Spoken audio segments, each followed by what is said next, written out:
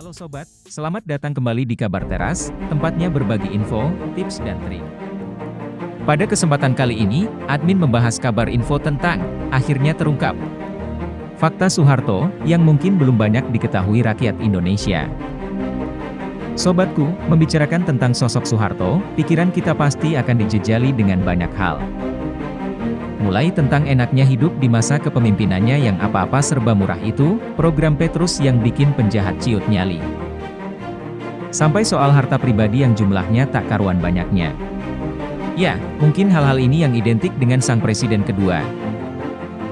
Walaupun sebenarnya masih banyak fakta-fakta lain tentang pengganti Bung Karno itu. Dalam masa kepemimpinannya, ada banyak hal unik dan menarik yang sampai saat ini tak terlupakan.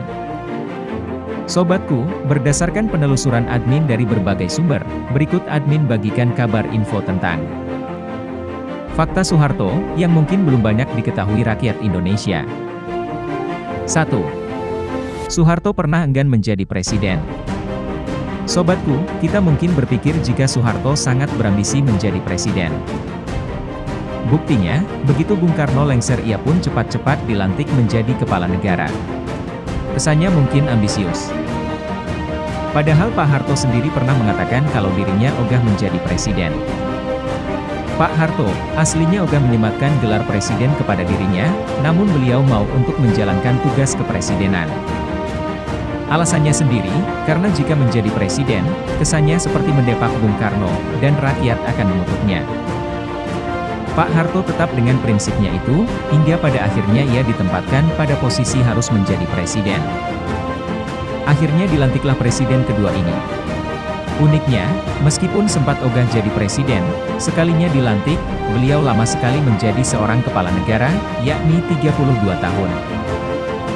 2. Soeharto adalah presiden pendiri dan pemimpin Partai Golkar yang pertama. Partai Golkar adalah salah satu partai besar yang ada di Indonesia. Partai ini pada dasarnya, selalu saja menduduki peringkat 3 sampai dengan 4 besar, sebagai partai pemenang pemilu. Meskipun beberapa tahun ini, Partai Golkar seringkali dilanda masalah dan diganti kepemimpinan, akan tetapi tidak hilang pamornya, sebagai partai pemenang pemilu di Indonesia. Kebesaran yang di dalam Partai Golkar, salah satunya karena jasa Presiden Soeharto.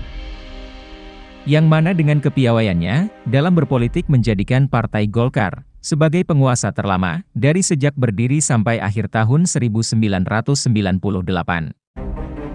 3. Soeharto lahir dari bantuan dukun beranak bukan bidan. Salah satu hal yang menarik, dan belum banyak diketahui, oleh kebanyakan masyarakat Indonesia, adalah tentang kelahiran Soeharto, yang lahir bukanlah di dalam rumah sakit, tetapi beliau lahir, dengan bantuan dukun beranak.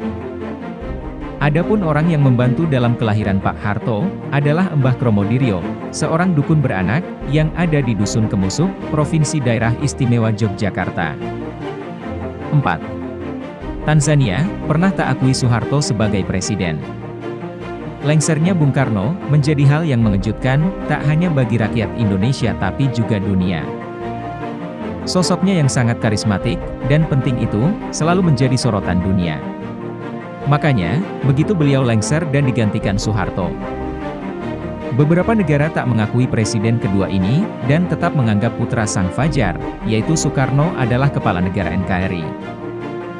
Seperti yang dilakukan oleh Tanzania, Menteri Kabinet Presiden mereka, pernah tak mengakui Soeharto. Jadi, ketika itu seorang pejabat bernama Mohamad Jassim, yang akan ditugaskan untuk jadi duta besar di Tanzania. Tapi, ia ditolak mentah-mentah. Alasannya, surat pengantarnya ditandatangani Soeharto, bukannya Soekarno.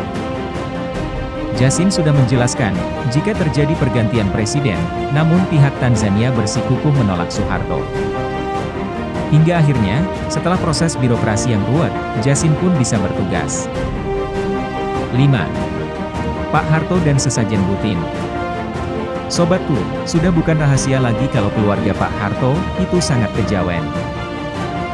Hal ini cukup masuk akal, mengingat beliau lahir di keluarga Jawa, yang benar-benar kental. Apalagi Ibu Tin, yang masih keluarga jauh keraton. Dengan latar belakang seperti ini, tak heran jika dalam kesehariannya, praktik-praktik Jawa masih dilakukan oleh keluarga Soeharto. Salah satunya adalah memasang sesajen untuk hal-hal tertentu. Seperti yang dilakukan oleh Ibu Tin. Ketika tak mendapati kabar dari suaminya, selama beberapa waktu. Ibu Tin dengan sigap, langsung memasang sesajen, agar bisa segera mendapatkan kabar baik. Ketika itu, Prabowo Sutedjo, adik Pak Harto, yang disuruh Ibu Tin, untuk membeli bahan-bahannya, termasuk sebuah nasi kebuli yang gagal didapatkan. Uniknya, tak sampai sesajen dipasang lengkap, ajudan Pak Harto pun, datang dan memberi kabar. Soeharto menghilang saat itu, karena tengah mengurus soal strategi penumpasan PKI. 6. Soeharto, cerutu, dan mood. Tak hanya hobi mancing dan menembak, Soeharto juga sangat menggemari cerutu. Ya, dalam setiap kesempatan santainya, sang presiden pasti akan menyedot cerutu-cerutu mahalnya. Nah, yang unik dari hobi sang presiden ini, adalah seseorang bisa menebak moodnya, dari cara Pak Harto menyedot cerutu tersebut. Menurut Jenderal Rudini, seorang mantan Kepala Staf Angkatan Darat, yang juga jadi teman dekat Soeharto. Ketika sang presiden menyedot cerutu, sambil jalan mondar-mandir, maka ia sedang dalam mood yang bagus. Sebaliknya, ketika Pak Harto menyedot cerutu sambil menunjukkan muka tak menyenangkan, maka ia sedang dalam kondisi yang tidak bersahabat. 7. Indonesia menjadi pengekspor beras terbesar dunia, pada masa Soeharto. Pada masa kepemimpinan Presiden Soeharto, pada faktanya Indonesia mampu menjadi penghasil beras terbesar di dunia. Kondisi ini tentu saja belum bisa diikuti oleh presiden selain Soeharto, bahkan pada saat itu. Soeharto mampu mendapatkan penghargaan dari PBB karena program pangannya yang berhasil. Baiklah sobat, demikianlah admin membahas video kabar info, tips dan trik, tentang, akhirnya terungkap. Fakta Soeharto, yang mungkin belum banyak diketahui rakyat Indonesia. Jika sobatku, punya masukan atau tambahan terkait info dari kabar teras ini. Atau mungkin sobatku punya usulan terkait pembahasan admin kabar teras selanjutnya, silahkan sobatku mengetikkannya pada kolom komentar. Dukung terus channel kabar teras ini, jangan lupa subscribe, like, komen dan share. Serta tekan juga tombol lonceng, agar sobatku tetap mendapat kabar info, tips dan trik terbaru dari kabar teras.